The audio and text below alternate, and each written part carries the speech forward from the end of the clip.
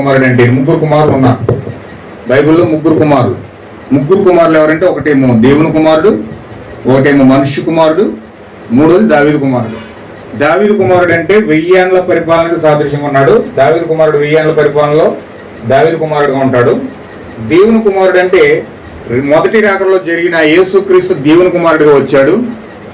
మనుష్య కుమారుడు అంటే ఆ యొక్క దేవుని కుమారుడు అంటే సంఘకాలంలో ఉన్నాడు. ఈయన సంఘకాలాల్లో దేవుని కుమారుడు ఉన్నాడు.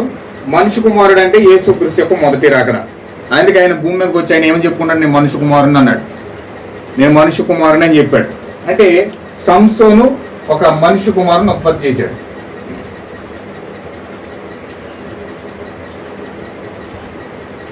మనుష్య కుమారుడు పరిచయం ఎప్పుడు జరుగుతుందంటే, ఈ యొక్క 1,44,000 మంది పునరుద్ధరించడానికి ముందుగా దేవుడు ఈ యొక్క సంసోనికి అన్నాకి మధ్యలో రూతు ఉంది. హల్లెలూయా.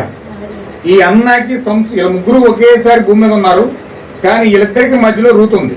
వీళ్ళిద్దరు, ఈమె ఇజ్రాయేలురాలే, ఇతను ఇజ్రాయేలుడే, కానీ ఈమె ఇజ్రాయేలురాలు కాదు. రూతు ఇజ్రాయేలురాలు కాదండి. రూతు ఒక అన్యురాలు. రూతు ఒక అన్యురాలు అయితే నయోమి ద్వారా ఒక అన్యురాలు ఇజ్రాయెల్ దేశంలో ప్రవేశించి సల్మాను పెళ్లి చేసుకోవడం ద్వారా, బోయాజును పెళ్లి చేసుకోవడం ద్వారా ఆమె కూడా ఇజ్రాయేలురాలుగా మారింది. హల్లెలూయా. అలాగే ఈరోజు దేవుడు మన ఇజ్రాయేలు కాదు, మనం అన్యజనులు. రూతు యొక్క స్థానంలో మనం ఉన్నాం. మనం కూడా అన్యజనులమై ఉన్నాం. అయితే క్రీస్తును మనం పెళ్లి చేసుకోవడం ద్వారా, క్రీస్తుకు భార్య అగుట ద్వారా మనం ఏం చేస్తున్నామంటే అన్యజనుల దేశంలో ప్రాముఖ్యమైన స్థానంలో మనం వెళ్తున్నాం. హల్లెలూయా. క్రీస్తును వివాహం చేసుకోవడం ద్వారా ఆత్మీయంగా. అయితే ఇక్కడ ఏం జరుగుతుందో చూడండి. ఈ న్యాయాధిపతులకి దావీదుకి మధ్యలో సంఘకాల 1000 ఏళ్ల పాలన అక్కడ ఉంది. మనుష్య కుమారుడు పరిచర్య జరుగుతూ ఉంది. దేవుని కుమారుడికి దావీదు కుమారుడికి మధ్యలో మనిషి కుమారుడు పరిచర్య జరుగుతూ ఉందన్నమాట. అక్కడ ఈ యొక్క కార్యాలు జరుగుతూ ఉన్నప్పుడు అన్న ఒక గొడ్రాలిగా ఉండిపోయింది. హల్లెలూయా. ఇప్పుడు అసలు సబ్జెక్టులో ప్రవేశిస్తున్నాను. నేను చూడండి, చాలా ఉంది. దేవుని చిత్తం అయితే వచ్చి వారం కంటిన్యూ చేస్తాను. ఇవన్నీ ఒకేసారి అర్థమయ్యే విషయాలు కాదు. కొన్ని నేను చెప్తాను, టచ్ చేసుకుంటూ వెళ్తాను. హల్లెలూయా. ఇప్పుడు ఈమె గొడ్రాలై ఉంది. ఏంటండి? అన్న ఏమై ఉంది? గొడ్రాలు. ఈ గొడ్రాల కోసం సామెతల గ్రంథంలో ఒక మాట ఉంది, చూడండి ఒకసారి. సామెతల గ్రంథం మనం చూద్దాం. 30వ అధ్యాయం 16 జలగకు ఇమ్ము అను కూతురులిద్దరూ కలరు, తృప్తిపడనివి 3 కలవు, చాలుని అని పలకనివి 4 కలవు. అవేమనగా పాతాళము, కనని గర్భము, నీరు చాలును అనని భూమి, చాలును అనని అగ్ని. హల్లెలూయా. ఇక్కడ ఏం చెప్తున్నాడు చూడండి సామెతల్లో. ఇక్కడ కనని గర్భం ఉంది. ఆ కనని గర్భం ఏం చేస్తుందంటే చాలు అనే మాట పలకదట. పాతాళం కూడా ఎంతమంది వచ్చి పడిపోయినా సరే చాలు అని మాట అన్నదంట. భూమి కూడా ఎంత నీరు వచ్చి దాన్ని తడిపినా సరే చాలు అని భూమి కూడా అందంట. అగ్ని కూడా ఎంతమంది వచ్చినా కాల్చేద్దు కానీ చాలు అని మాట అన్నదంట. ఇప్పుడు తృప్తి పడవని 3 కలవు అని, చాలును అని పలకనివి 4 కలవు. అవేంటంటే పాతాళము, కనని గర్భము, నీరు చాలును అన్న భూమి, చాలును అన్న అగ్ని. అందులో కనని గర్భం ఉంది. ఈ కనని గర్భం అంటే గొడ్రాలై ఉంది. ఈ గొడ్రాలితనంతో ఉన్న స్త్రీ ఏం చేస్తుందంటే ఆమె తన భర్తతో ఎక్కువ సహవాసం కోరుకుంటుందట. ఆమె చాలని మాత్రం పలకదట. ఆమె ఎంతగా భర్త యొక్క సహవాసం కోరుకుంటుందంటే ఎల్లప్పుడూ కూడా భర్త ఆమెతో ఉండాలని కోరుకుంటుందట. ఎందుకంటే ఆమెకు విత్తనం కావాలి, ఆమెకు గర్భం రావాలి, ఆమెకు కుమారుడు రావాలి. ఆమె ఆ యొక్క ఫలాన్ని బయటికి తీసుకురావడం కోసం, ఆమె తల్లి అవడం కోసం ఎంత తీవ్రమైన కోరికతో ఉంటుందంటే బయట వచ్చే నిందలు అలా ఉంటాయి, బయట వచ్చే బాధలు అలా ఉంటాయి, బయట వచ్చే ఆ యొక్క భయంకరమైన ఒత్తిడి తట్టుకోలేక ఆమె ఏం చేస్తుందంటే నిరంతరము కన్నీరు కారుస్తూ దేవుని యొక్క సన్నిధిలో ప్రలాపిస్తూ ప్రలాపిస్తూ ప్రలాపిస్తూ ఆమె యొక్క ఎక్కువగా ఆ భర్త సహవాసాన్ని కోరుకుంటుందంట అమ్మాయి. దేవుడు నాకు మహిమ కలుగును గాక. ఏమన్నా వింటున్నారా? వచ్చాను నేను, కొంచెం దృష్టి పెట్టండి, చూడండి. ఆమె తప్పుగా అర్థం చేసుకోకండి, కొంచెం మీరు వాక్యం మీద దృష్టి పెడితే ఇది అర్థమవుతుంది. ఆత్మీయంగా ఆలోచించండి. ఆ కనని గర్భం అంటదంట చాలు అనే మాట మాత్రం మాట్లాడదట. ఆమెకు మరింత కావాలి, ఎక్కువగా ఆమె భర్తతో ఆమె గడపాలని కోరుకుంటుందట. నేను ఆత్మీయంగా మాట్లాడుతున్నాను, తప్పుగా అర్థం చేసుకోకండి. ఆమెకు ఎక్కువగా వాకింగ్ కావాలి, మరిన్ని ఎక్కువ కోటాలు కావాలి. ఆమె ప్రార్థన మానదు, ఆమెకు మరింత ఎక్కువ ఉపవాస కోటాలు కావాలి, ఏకాంత ప్రార్థన కావాలి. ఎప్పుడు కూడా ఆయనతో, ఆయన నాతో సహవాసం చేయాలని ఎదురు చూస్తూ ఉంటుందంట. ఆమె ఎంత మాత్రం అలిసిపోదట. ఆమె టైం కూడా అసలు చూడదట. ఆమె భర్త సహవాసం ఎంత ఎక్కువగా ఉంటే అంత ఎక్కువగా ఆమె కోరుకుంటుందంట. ఎందుకంటే ఆమెకు విత్తనం కావాలి. ఆమె తన భర్తకు భార్యగా ఉండాలనుకుంటుంది, వధువుగానే ఉండిపోవాలని కోరట్లేదు. ఆమె కోరిక అంతా నేను తల్లి అవ్వాలి, నేను గర్భవతి అవ్వాలి, విత్తనం నాలోకి రావాలి, పరిశుద్ధాత్మ నాలోకి రావాలి, క్రీస్తు నాలోకి రావాలి, దేవుని ఆత్మతో నేను ప్రతి అడుగు వెయ్యాలి అని ప్రతి క్షణము కూడా ఆమె పరితపిస్తుందంట. ఆమె ప్రగాఢ వాంఛ ఏంటంటే మనిషి యొక్క ఆత్మీయ గర్భంలోనికి దేవుడు రావాలని ఆమె చిరకాలము ఆమె ఎంతో వాంఛతో ఎదురు చూస్తుందట. హల్లెలూయా. పరిశుద్ధాత్మ పొందుకోవాలి అనే తాపత్రయం ఉన్నవాడు చేసే ప్రయత్నం ఇది. ఆమెకు ఉపవాసాలు కావాలట, ప్రార్థనలు కావాలట, కూటాలు కావాలట, ఆమెకు వాక్యం కావాలట. ఎంత వాక్యం ఎక్కువ చెప్తే అంత బాగుంటుంది. ఎంత వాక్యం చెప్తే నేను అంత ఫలించబడతాను, ఎంత వాక్యం చెప్తే అంత ఆశీర్వదించబడతాను, ఎంత వాక్యం వస్తే దేవుడిని అంత దీవిస్తాను నేను. నాకు విత్తనం కావాలి, నాకు పరిశుద్ధాత్మ కావాలి, క్రీస్తు కావాలి, క్రీస్తునాలకు రావాలని ఆతృత ఉన్న వాళ్ళంట. వాళ్ళు ఎంత వాక్యం ఇచ్చినా ఇంకా చాలు అని మాట మాత్రం పలకరంటారు. హల్లెలూయా. మనం అయితే కోటలు ఎగ్గేటేసి పనిలోకి వెళ్ళిపోతాం. మరి మన యొక్క ఆలోచన ఏంటి? ఉపవాస ప్రార్థన పెడితే కనీసం ఆ ఉపవాస ప్రార్థనలోకి వెళ్ళి దేవుని మొరపెడితే ఆ విత్తనం నాలోకి వస్తుంది, నేను యొక్క జీవితాన్ని బట్టి నేను ముందుకు వెళ్తాను, ఆ పరిశుద్ధాత్మ నాలోకి వస్తుంది అని ఎదురు చూసే వ్యక్తి అయితే ఉపవాస ప్రార్థన కావాలని కోరిక మళ్ళీ వస్తాం. లేకపోతే అక్కడికి వెళ్తే ఏమవుతుంది, పనికి వెళ్తే 1000 రూపాయలు వస్తాయి, ఇంట్లో ఏదో గడుపుతుంది అనుకుంటాం. ఇంట్లో ఏదో గడుపుతుంది, ఆ 800 రూపాయలు వస్తాయి, రేపు పొద్దుట ఇంకో ఏదో ప్రాబ్లం వస్తుంది, 800కి 8,000 ఖర్చు పెట్టి వస్తుంది హాస్పిటల్లో. అప్పుడేం చేస్తావు? 800 నువ్వు సంపాదించని సంబరపడుతున్నావు, రేపు పొద్దుట హాస్పిటల్లో 8,000 ఖర్చు పెట్టవలసి వస్తుంది. అప్పుడేం చేస్తావు? దేవునికి సమయం ఇవ్వకపోతే దేవుడు నిన్ను ఎక్కడ ఖర్చు పెట్టించాలో అక్కడ ఖర్చు పెట్టిస్తాడు. దేవుని యొక్క వాక్యానికి సమయం ఇవ్వకపోతే, దేవుని యొక్క జీవానికి సమయం ఇవ్వకపోతే, అన్నవల్లి నువ్వు పరితపించకపోతే దేవుడు నిన్ను ఎక్కడ ఖర్చు పెట్టాలో అక్కడ ఖర్చు పెట్టిస్తాడు. అప్పుడు నేను ఖర్చు పెట్టనంట కుదరదు. దేవుడు నీకు ఏది చేయాలో అక్కడ అది చేస్తాడు. ఇక్కడ 800 సంపాదిస్తే నువ్వు 8,000 ఖర్చు పెడతావు వెళ్ళి. దేవుడికి అంత నువ్వు తెలివైనడు అనుకుంటే నీకంటే తెలివైనడు దేవుడు. హల్లెలూయా. కనని గర్భం అయితే, ఆ గొడ్డలితనంతో ఉంటే, ఆ పరిశుద్ధాత్మ లేకుండా నువ్వు ఉంటే, నువ్వు ఎక్కువ కూటాలు కోరుకోవాలి, ఉపవాస ప్రార్థన కోరుకోవాలి, దేవుని యొక్క సహవాసాన్ని కోరుకోవాలి, దేవుని యొక్క జీవాన్ని కోరుకోవాలి, దేవుని యొక్క కృపను కోరుకోవాలి. దేవ కృప కృప కృప అని వేడుకుంటూ ప్రభు యొక్క సన్నిధిలోకి వెళ్ళాలి. హల్లెలూయా. దేవుడు నాకు మహిమ కలుగును గాక. కన్నని గర్భం అయితే ఆమె యొక్క భర్తన సహవాసాన్ని అంతగా కోరుకుంటుంది. ఆమె ప్రార్థన కావాలనుకుంటుంది, ఆమె విశ్వాసం కావాలనుకుంటుంది, ఆమె ప్రార్థన మానదు, మరింత ఎక్కువ ఉపవాసం కావాలి, ఏకాంత ప్రార్థన కావాలి. ఈ ఆశ వాళ్ళు చేస్తారు. లేకపోతే ఈ ఆశ లేని వాళ్ళు అసలు ఆ ఇంటికి వెళ్ళారంటే బైబిల్ మూల పడేస్తారు, వెళ్ళిపోయి సీరియల్ కాడ కూర్చుంటారు, లేదా టీవీలు కాడ కూర్చుంటారు, లేదా పక్కన దగ్గరికి వెళ్ళి బాతాకాన్ని మొదలెడతారు. హల్లెలూయా. లేక రకరకాల కార్యాలన్నీ చేయడానికి టైం ఉంటుంది, కానీ ప్రార్థనకు వచ్చి 10 నిమిషాలు కూర్చుని దేవునితో సహవాసం చేయడానికి టైం ఉండదు. మోకాళ్ళ నుంచి దేవునితో 10 నిమిషాలు ఏకాంతంగా ప్రార్థన చేయడానికి సమయం ఉండదు.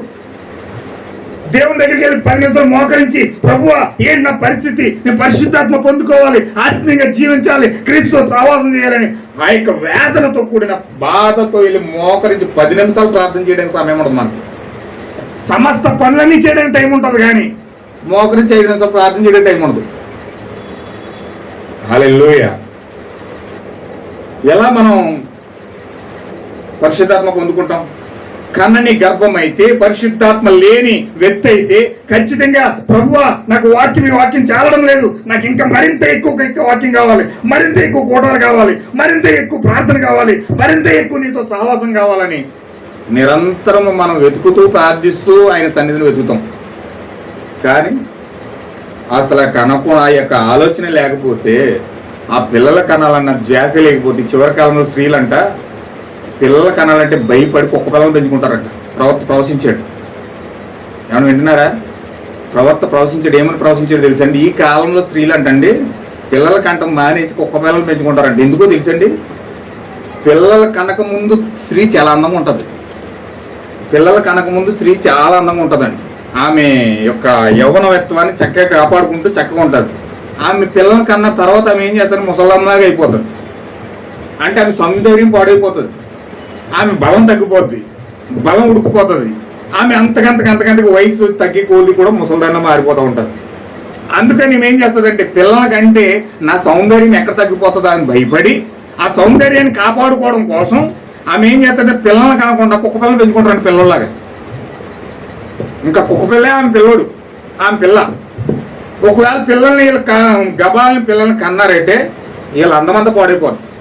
వీళ్ళ అందాన్ని శుభ్రంగా అలాగే దాచుకోవడం కోసం వీళ్ళు ఏం చేస్తారంటే కుక్క పిల్లలు పెంచుకుంటారు. చాలామంది చేస్తున్నారు అలాగే. ఆల్రెడీ అమెరికాలో జరుగుతుంది.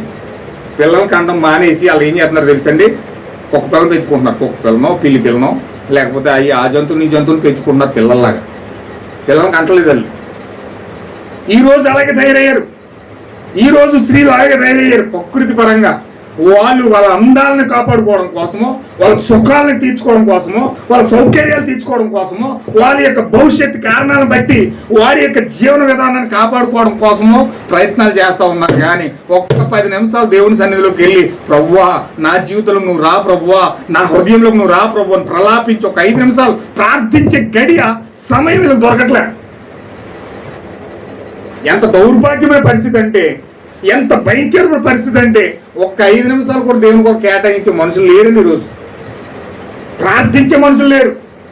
వారి జీవితాల కోసం, వాళ్ళ జీవితాన్ని సంరక్షించుకోవడం కోసం, వాళ్ళ జీవితాన్ని పోషించుకోవడం కోసం, ఆత్మీయంగా వాళ్ళ జీవితాన్ని దేవుని చేతిలో ఎదగడం కోసం, ఆత్మీయంగా ఫలించడం కోసం ఒక్క 10 నిమిషాలు ప్రార్థించడానికి ఏకాంతంగా వెళ్ళలేకపోతా ఉన్నారు. ఒక అమ్మ దగ్గరికి వెళ్ళి 1 గంట సేపు మాట్లాడిన ఏమనిపించదు వాళ్ళకి. ఒక టీవీ దగ్గర కూర్చుని 1 గంట సేపు కూర్చుని ఏమనిపించదు. లేకపోతే ఏదైనా ఆ సెల్ ఫోన్లో వాళ్ళతోని వీళ్ళతోని గంటల తరబడి బాధగానే ఎట్టినా ఏమనిపించదు. కానీ ఒక గంట, ఒక 5 నిమిషాలు ప్రార్థన చేస్తే మాత్రం మోకాలు నొప్పులు వచ్చేస్తాయి, నడుము నొప్పులు వచ్చేస్తాయి, కాళ్ళు నొప్పులు వచ్చేస్తాయి, దెయ్యాలు వచ్చి పడిపోతాయి, భూతాలు వచ్చి పడిపోతాయి. అమ్మో, ఇది మన వల్ల కాదు.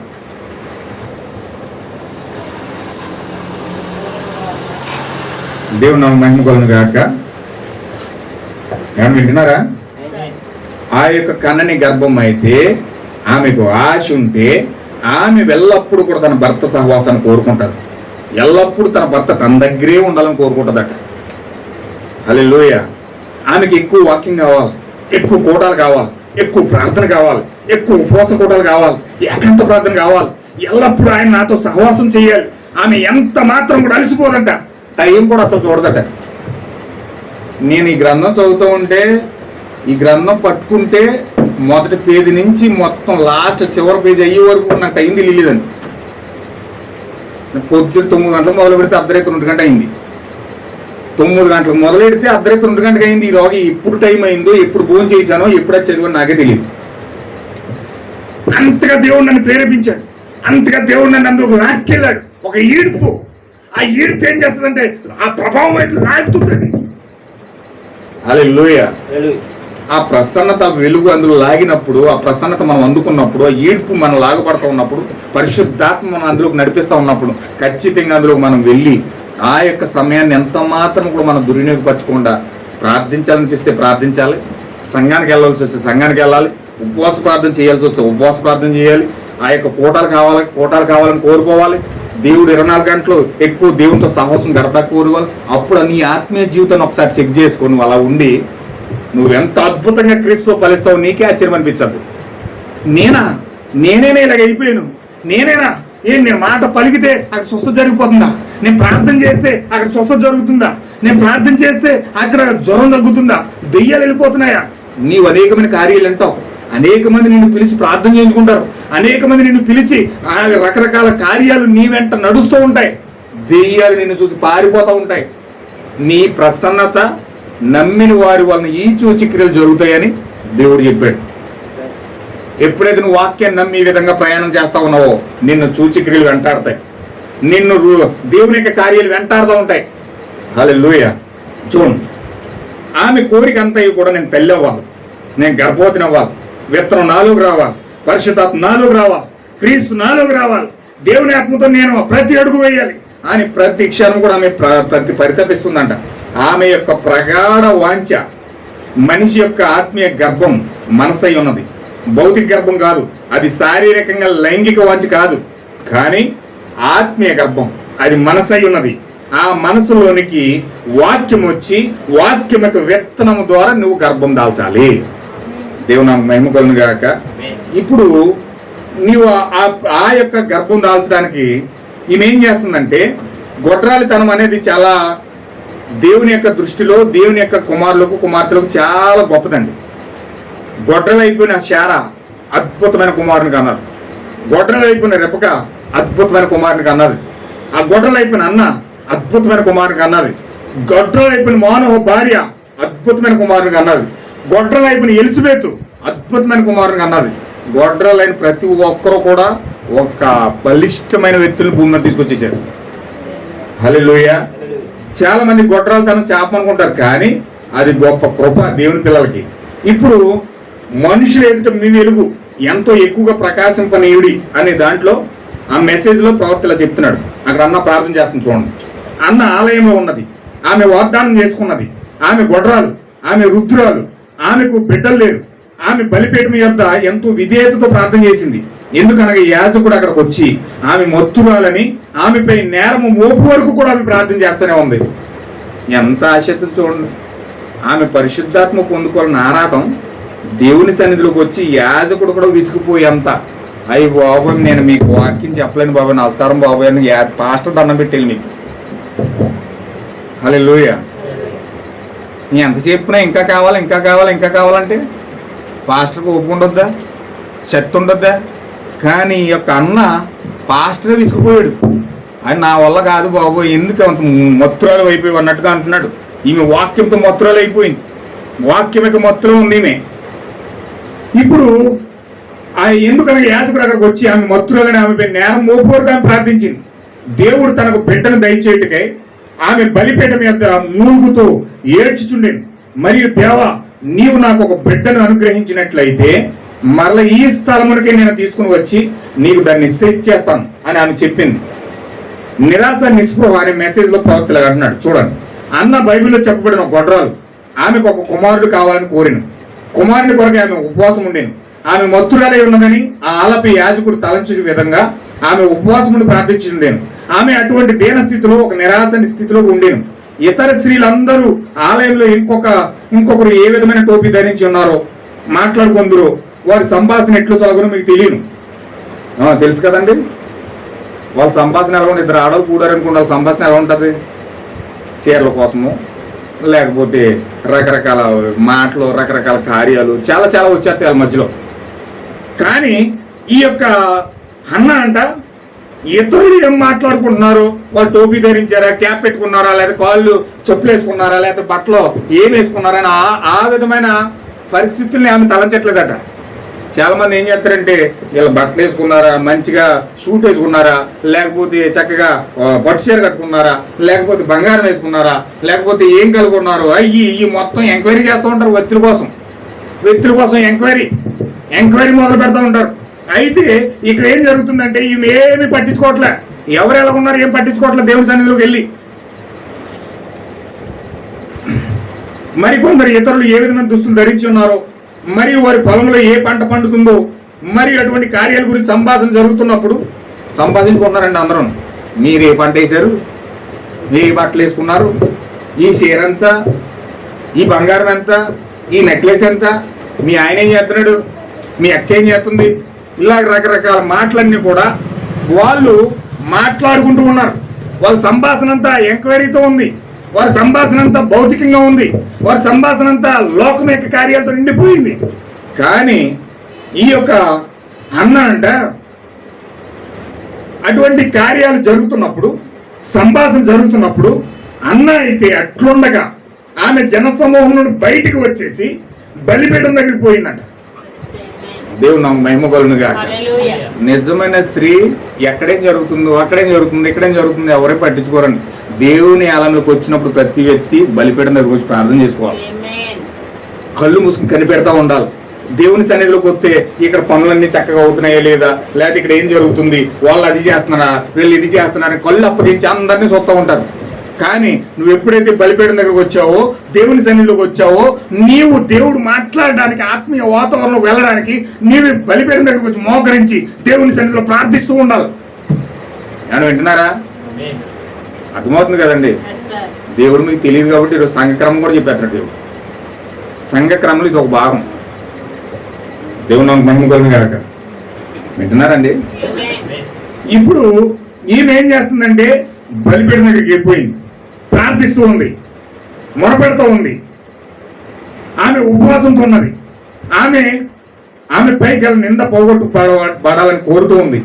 ఆమె గొడ్రాలిగా ఉన్నందువలన అందరి చేత నిందలు పోలే దాన్ని పోగొట్టుకునేలాగిన ఒక బిడ్డ కొరకు ప్రార్థించుతున్నది. ఈ రోజు ఎటువంటి వ్యత్యాసమైన కార్యముగా ఉన్నది ఇది. ఈ రోజుల్లో బిడ్డలు కలిగి ఉండుట నిందగా ఉన్నది. అప్పుడు ఒక బిడ్డ లేకుండా ఆమెకు ఒక నింద, అన్నకు బిడ్డలు లేకుండా నిందగా ఉన్నదంట. కానీ ఇప్పుడు బిడ్డలు పుట్టి నిందగా అయిపోయారు. బిడ్డలు పుడతారు, వాళ్ళు పట్టించుకోరు, వాళ్ళు ఏం చేస్తున్నారో ఎటు వెళ్తున్నారో తెలుసుకోరు.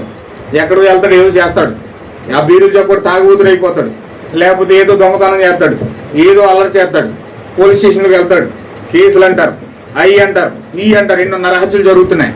ఇప్పుడు వారిని బట్టి వీళ్ళు నిందించబడుతూ వీళ్ళే ఒక నిందారోపణ బిడ్డలు బట్టి పొందుకుంటూ ఉంటారు అనమాట. బిడ్డల కంటే ప్రాబ్లం అలాగే అయిపోయింది పరిస్థితి. ఈరోజు ఎటువంటి వ్యత్యాసమైన కార్యం ఇది. ఈరోజు ఒక నిందగా ఉండేది. ఆమె తన మోకాళ్ళను మరియు ఆమె ఆలయం యొక్క మర్యాద క్రమం గమనించలేదు, పాటించలేదు. ఆ గొప్ప ఘనత నందున యాజకుడు అట్టు పక్కగా వెలుచుండగా ఆమె గమనించలేదు. ఆమె ఎటువంటి వ్యత్యాసంతో బాధతో ఉండినదనగా ఆమె చెంపల మీద కన్నీరు కారుచుండగా ఆమె నిరాశ లేక నిస్పృహతో మొరపెడతా ఉంది. ఓ ప్రభు అయిన దేవుడా, నాకు ఒక కుమారుని ప్రసాదించి. ప్రభువా, నేను వర్తమానం వినే దానిగా మాత్రమే నేను ముందుపోకూడదు. నాలో వర్తమానం జీవించాలి, నాలో ఆ వాక్యం శరీరం అవ్వాలి. నేను జీవించకూడదు ప్రభువా, క్రీస్తే నాలో జీవించాలి అని అన్న చాలా ప్రగాఢ వాంఛతో ప్రార్థన చేస్తా ఉంది. వేదనతో దేవుని వెతుకుతా ఉంది, నిరంతరము వాక్యాన్ని ధ్యానిస్తా ఉంది. అలా చేస్తూ అన్న ప్రతి సంవత్సరం కూడా సిలోహు అనే ప్రాంతంలోకి వెళ్తా ఉందన్నమాట. దేవుని మహిమ కలుగును గాక. ఇప్పుడు ఆ విధమైన దాహంతో ఆమె సిలోహులోకి ప్రయాణం చేసింది. అలానే ఇప్పుడు వెళ్తా ఉంది. అయితే పెనిన్నా సంఘశాఖలో అన్న పట్ల హింసాత్మకమైన కార్యాలు చేస్తూ ఉంది. ప్రతిరోజు ఆమెను ఏదిస్తూ ఉంది. పెళ్ళి 6 సంవత్సరాలు అయింది, ఇప్పటికి ఏమీ లేదు. ఇప్పటికి నాన్న పెనిన్న అంటుందంట, పెళ్ళి అయిపోయి 6 సంవత్సరాలు అయిపోయింది, ఇప్పటికి ఏమీ లేదు. గొడ్రాలు ఇది. చాలామంది అంటారు కదా, మాట్లాంటారు, ఆ పిల్లలు లేని వాళ్ళకి తెలుస్తుంది బాధ. చాలా రకాలుగా మాట్లాంటారు. ఇప్పుడు అన్న పెనిన్న ఏం చేస్తుందంటే చాలా భయంకరంగా మాట్లాడుతుంది. అన్నని పెళ్ళి 6 సంవత్సరాలు అయింది, నీకు పిల్లలు లేరు అని హేళన చేస్తుంది, నవ్వుతుంది, అపహాసం చేస్తుందంట. పెనిన్న సంఘం నామకార్థ విశ్వాస సంఘ సభ్యులతో ఫుల్గా నిండిపోయిందంట. కానీ అన్న సంఘంలో ఖాళీగా ఉందంట. అన్న సంఘంలో ఎవరు లేరు, ఖాళీగా ఉంది.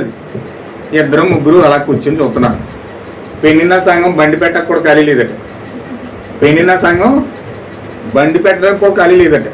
అంతమంది లక్షల మంది వచ్చి పడిపోతున్నారు. అన్న సంఘంలో ఎవరు లేరు. హల్లెలూయా. అపహాసం చేస్తుందంట, నవ్వుతుందంట. అన్న సంఘం ఖాళీ, ఏమీ లేదు. అది విత్తనాలు లేని సంఘం, దేవుని కుమారులు లేని సంఘం. ఆ సంఘంలో ఎవరు రక్షించబడతలేదు. ఎంత వాక్యం చెప్పినా అక్కడి నుంచి అలా అటు నుంచి అటు వెళ్ళిపోతున్నారు, మళ్ళీ రావట్లేదు. హల్లెలూయా. అది విత్తనాలు లేని సంఘం, ఫలము లేని సంఘం, ఆశీర్వాదం లేని సంఘం. అది నిందలు, హేళనలు, శ్రమలు, బాధలు, ఆర్థిక ఇబ్బందులు, కష్టాలు, కన్నీరు, దుఃఖం, వేదన, శోధన బహుగా కలిగిన సంఘం. అన్నా సంఘం, ఆ సంఘం ఏదో కదా, నా సంఘమే. దీన్ని కోసం చదువుతున్నప్పుడు నేను చాలా ఆదరించబడ్డానండి. చాలా నేను నిజంగా కళ్ళంటే నీళ్ళు తెచ్చుకుంటూ ఏడ్చాను, ప్రార్థించాను, దేవుడి సన్నిధిలో చాలా మొరపెట్టాను. దీని పట్ల ఎంత ప్రణాళిక ఉందని నేను చాలా అద్భుతంగా ఎంజాయ్ చేశాను. నేను చాలా సంతోషించాను వాక్యం చదువుతున్నప్పుడు. హల్లెలూయా. ఏ విధంగా అన్న ఈ పెనిన్న చేత నిందలు పడతా ఉంది, హేళనలు పడతా ఉంది, శ్రమలు వస్తూ ఉన్నాయి, బాధలు వస్తూ ఉన్నాయి, ఆర్థిక ఇబ్బందులు వస్తూ ఉన్నాయి, కష్టాలు వస్తూ ఉన్నాయి, కన్నీరు వస్తూ ఉంది, దుఃఖం వస్తూ ఉంది, వేదన వస్తూ ఉంది, శోధనలు వస్తూ ఉన్నాయి. బహుగా శ్రమలన్నీ కలిగిన సంఘం ఏదైనా ఉన్నదంటే అదే. ఆ అన్న యొక్క వేదనకు కన్నీరుకు ముగింపే లేదు. దేవుడు నాకు మహిమ కలుగును గాక. ఆమె చాలా భారంగా ప్రార్థన చేస్తుందంట. పెనిన్న ఏమో హేళన చేసేస్తుంది, నవ్వుతుంది. ఏమి నీకు ఇంకేం లేదు, అయిపోయింది సర్వీస్, ముసల్దానం అయిపోయావు, నీకు నీ పని అయిపోయింది అని చాలా భయంకరంగా మాట్లాడుతూ ఉందంట.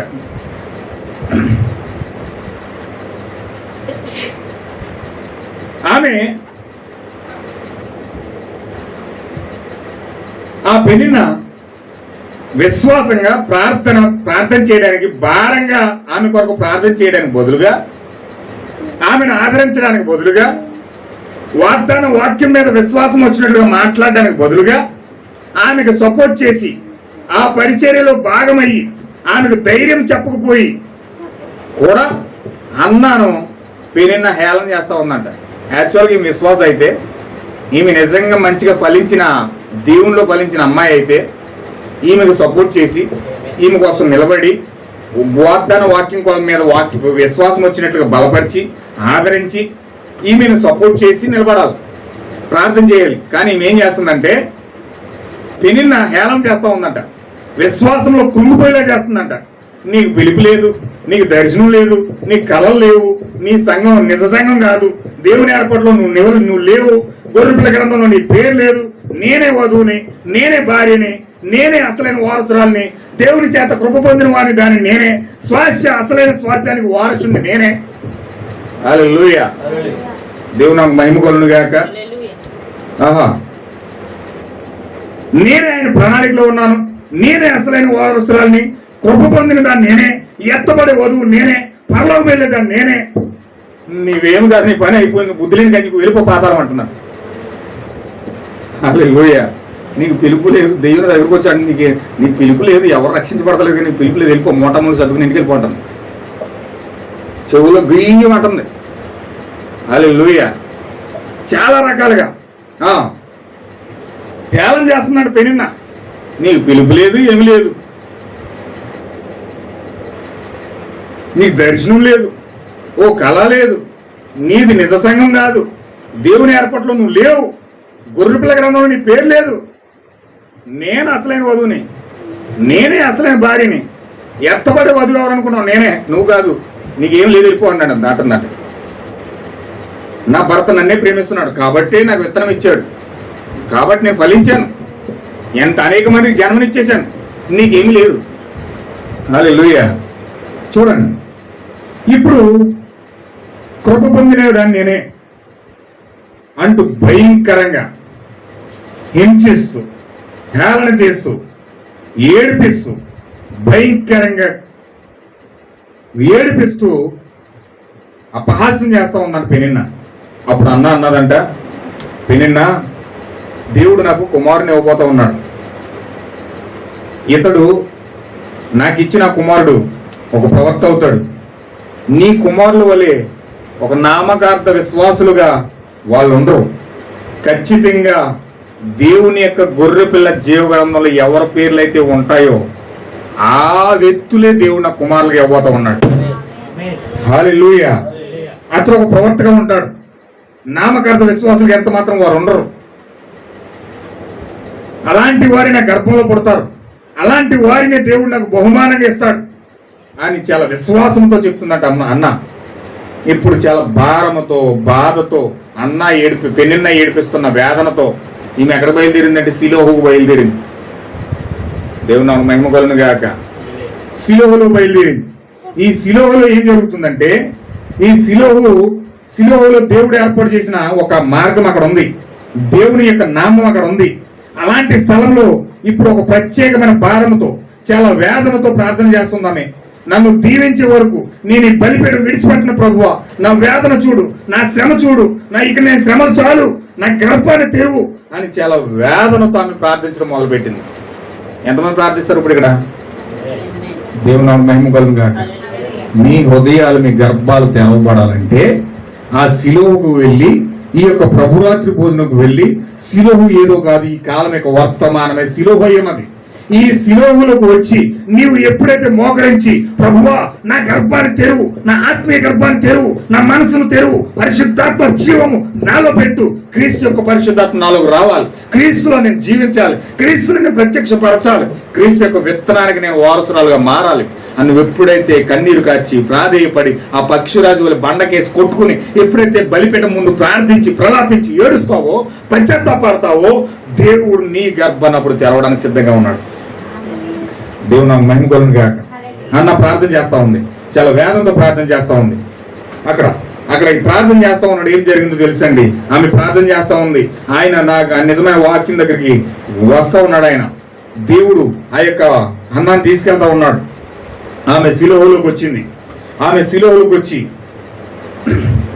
శిలువలో ఏం జరిగిందంటే యెహోషువ గోత్రాలు శ్వాస పంచాడు. అక్కడ ఆ యొక్క ఏడు గోత్రాలకు శిలువలో శ్వాసం ఇచ్చాడు. శిలువ అంటే అర్థం ఏంటంటే 7 గోత్రాలకు ఇవ్వబడిన స్వాస్యము. ఏంటండి, మీ మనసులో ప్రింటెడ్ చేసుకోండి. శిలువ అంటే 7 గోత్రాలకు ఇవ్వబడిన స్వాస్యం. ఇప్పుడు ఆమె శిలువలోకి ఎందుకు వెళ్తుందంటే అక్కడ 7 గోత్రాలకు స్వాస్యం ఇవ్వబడతా ఉంది. ఏంట శిలువ అంటే ఈ యొక్క 7 ముద్రల గ్రంథమే శిలువ అయి ఉన్నది. ఇప్పుడు 7 ముద్రల ద్వారా పరిశుద్ధులకు దేవుడు స్వాస్యాన్ని ఇస్తా ఉన్నాడు. 7 ముద్రల గ్రంథం ద్వారానే నీ స్వాస్యాన్ని పొందుకుంటావు. ఏంట 7 భాగాలు విభాగించి దేవుడు అక్కడ ఇస్తా ఉన్నాడు. పరిశుద్ధాత్మ 7 భాగాలుగా విభాగించి 7 ముద్రల ద్వారా నీకు ఆ స్వాస్యాన్ని ఇస్తా ఉన్నాడు. ముద్రలు తెరవబడ్డం అంటే ఏంటి? ముద్రలు తెరవబడ్డం అంటే ఏంటి? క్రీస్తు తెరవబడ్డం, నీ గర్భం తెరవబడ్డం. ముద్రలు తెరవబడ్డం అంటే ఏంటి? క్రీస్తు యొక్క భాగస్వామికి క్రీస్తును బయలుపరుస్తూ ఉన్నాడు. అంటే క్రీస్తులో ఎవరైతే భాగమై ఉన్నారో దేవుడు వారికి స్వాస్యాన్ని ఇస్తా ఉన్నాడు, క్రీస్తుని బయలుపరుస్తూ ఉన్నాడు. ఈ ప్రభురాత్రి భూమి ఎవరికో తెలుసా? ప్రపంచం అందరికీ కాదండి, క్రైస్తువులందరికీ కాదు, బైబిల్ పట్టుకున్న వాళ్ళందరికీ కాదు. అర్థమైందండి? బాప్టిజం పొందిన వాళ్ళందరికీ కాదు, లేకపోతే చర్చికి వెళ్ళే వాళ్ళందరికీ కాదు. ఈ యొక్క ప్రభురాత్రి భోజనం ఎవరికంటే క్రీస్తులో ఎవరైతే భాగమై ఉన్నారో వాళ్ళకి మాత్రమే. క్రీస్తులో నువ్వు భాగమై ఉంటే క్రీస్తును కోరుకోవడానికి నువ్వు సిద్ధంగా ఉంటావు. ఇక్కడ నువ్వు పశ్చాత్తాపడడానికి సిద్ధంగా ఉంటావు, నువ్వు ప్రలాపించడానికి సిద్ధంగా ఉంటావు, పరిశుద్ధాత్మ పొందుకోవడానికి సిద్ధంగా ఉంటావు, ఉపవాసం చేయడానికి సిద్ధంగా ఉంటావు, వాక్యాన్ని పొందుకోవడానికి సిద్ధంగా ఉంటావు. ఏ కార్యమైనా సరే దేవుని విషయంలో చాలా శ్రద్ధగా ఆసక్తి కలిగి ముందుకు వస్తావు. నీ ఆత్మీయ జీవితాన్ని అంతకంతకు అభివృద్ధి పరుచుకుంటావు. శిలువలోకి వస్తే నువ్వు ఆశీర్వదించబడే స్థలం అది. అక్కడ నీ యొక్క భాగస్వామి క్రీస్తు నీకు ప్రత్యక్షపరచబడతా ఉన్నాడు. శిలువలో క్రీస్తు నీకు ప్రత్యక్షమవుతా ఉన్నాడు. 7 ముద్రలు తెరవబడే స్థలం అది. నీ శ్వాసం పొందుకునే స్థలం అది. నీ హక్కు పత్రం పొందుకునే స్థలం అది. ఇప్పుడు హన్న ఆ ప్లేస్ లోకి వచ్చింది. ఆమె తెలుసు, నా గొడ్రాలి తరం శిలువలోనే మాత్రమే పోతుంది. ఎక్కడ పోతుందండి? నీ గొడ్రాలితనం ఎక్కడ పోతుంది? శిలువలోనే పోతుంది. 7 ముద్రలు తెరవబడిన స్థలంలో మాత్రమే పరిశుద్ధాత్మ నీలోకి వస్తుంది, నీ గొడ్రాలితనం పోతుంది. దేవుని మహిమ కలుగును గాక. ఇప్పుడు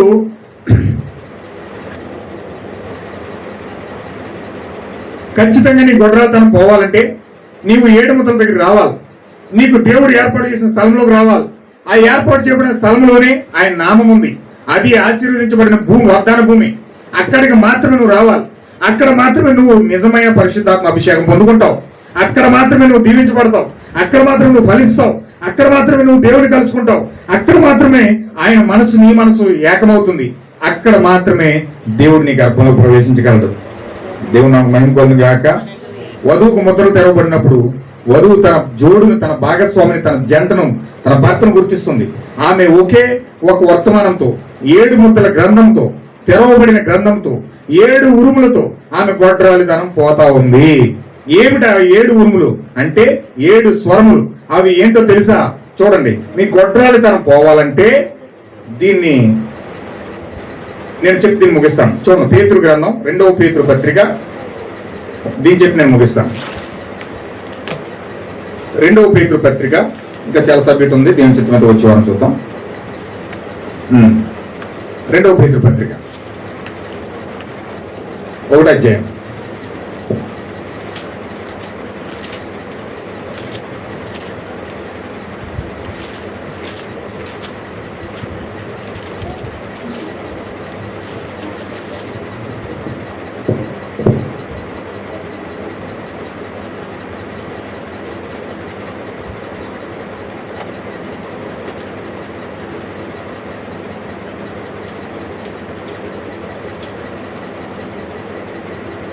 ఒకటో అధ్యాయము 4వ వచనం చదువుదాం.